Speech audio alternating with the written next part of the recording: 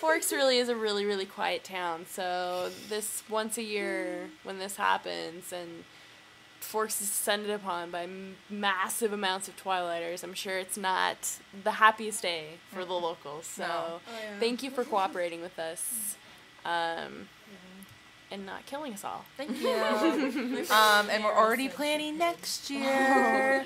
Yeah. I like Alice. Jacob Black. Mine's Edward. Of course,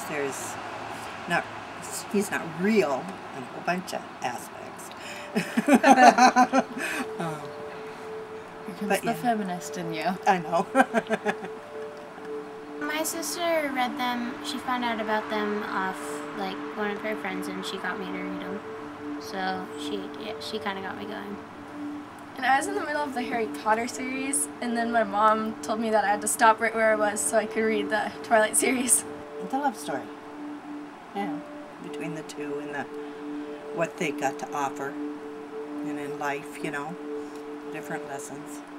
Kendall was excited because she could come here, and like a lot of friends, since they haven't read it, they don't understand really like how good they are, and so Kendall sometimes doesn't want to bore us with talking about it. And so she can just talk it and like be excited about everything. Yeah, because I don't have to hold it back. Yeah, yeah. They don't have sex till they're married. But I don't necessarily think they should be too much younger before they read it. You know, parental guidance should be an issue there. Yeah, if they have good parental guidance. Close relationship with their parents so they can explain things. She like makes you feel like you're Bella, which I think is her goal. And it really is fun to read because you can't just put it down. Who wants to be our first Bella? I can also see the feminist thing with Bella and just that she kind of gives up everything for that one guy, you know, like she will give up her humanity for him. So I mean, I think a lot of feminists are like, you know, pro women.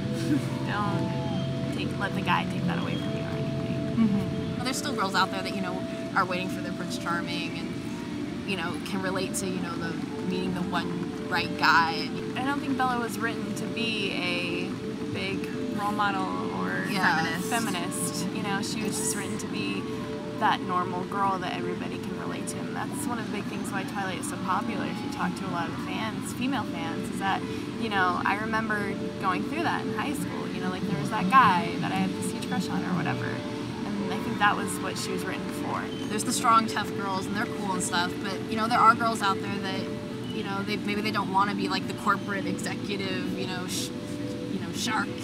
You know, that all they really want to do is have, you know, a nice job and then have a family.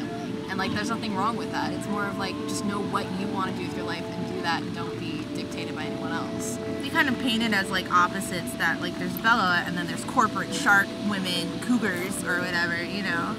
And there are different types of girls, and Bella is just one type of girl.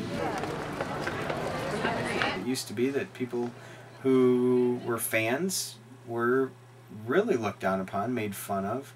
I think it was a negative stigma to dress up in costume. People are starting to open up to the fact that, you know, everybody's different. This is a diverse world, and if, you know, somebody's thing is to get dressed up in costume and they have fun doing that, that's okay. It's only been in the last 5 years going to these con experiences that I've developed my interest in dressing up in costume and cosplay, because you find that at those kind of gatherings of fans, it's normal, it's natural, it's accepted. In fact, it's actually looked upon as cool to get into costume, and for me it just adds more to the experience.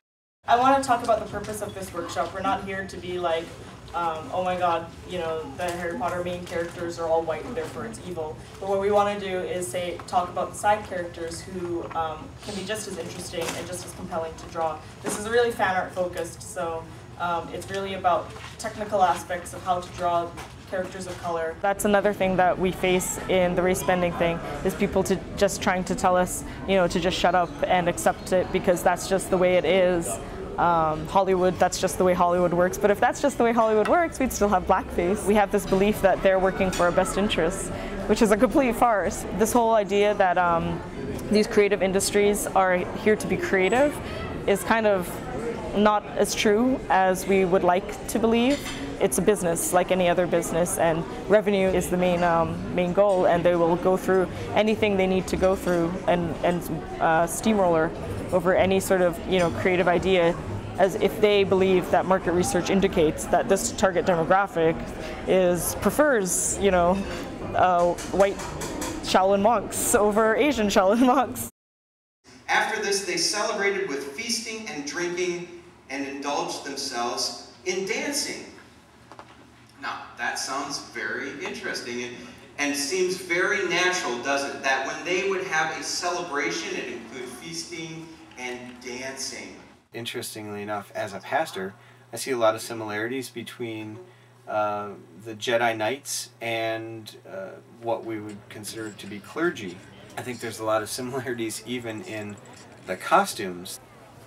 In my particular church, I don't wear the traditional robes and what are called vestments as much anymore, but one of my favorite similarities between a Jedi's costume and a pastor's outfit is the stole.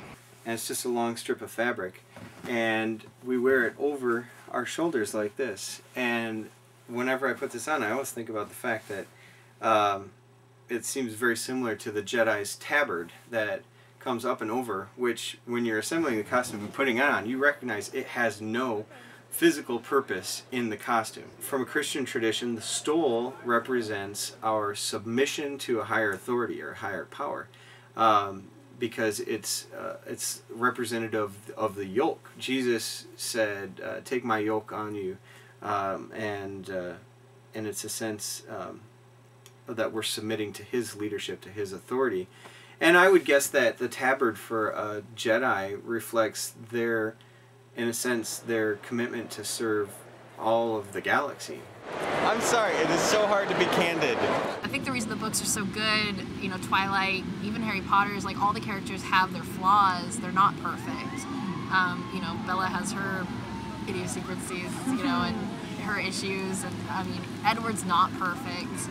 Jacob's not perfect, and I think what makes the story interesting is, seeing that. And so, to live your life and say, I want to be just like Bella, probably isn't the best thing you could aim to do. Yeah.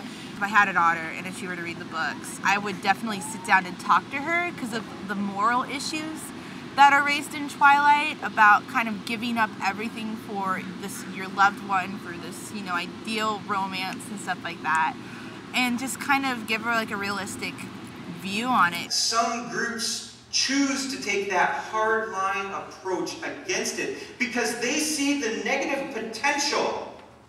I would rather that we take a more measured approach to it and say, yes, almost everything that God has created for good has the potential to be corrupted and used for evil.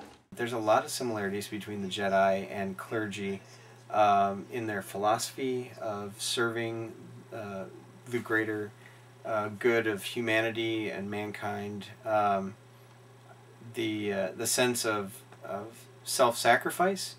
Jedi choose to lead very ascetic lives. They don't carry much physical possessions, and they're not allowed to pursue relationships, which makes me think a lot of like monks that are forced to take vows of poverty or vows of chastity, and so on and so forth. As a pastor in 2009, I'm not required to or asked to take a vow of poverty or chastity, and yet there is still a very significant role of self-discipline in a pastor's life. The good things you've given us can be corrupted and have been misused. Doesn't mean that we should neglect them entirely.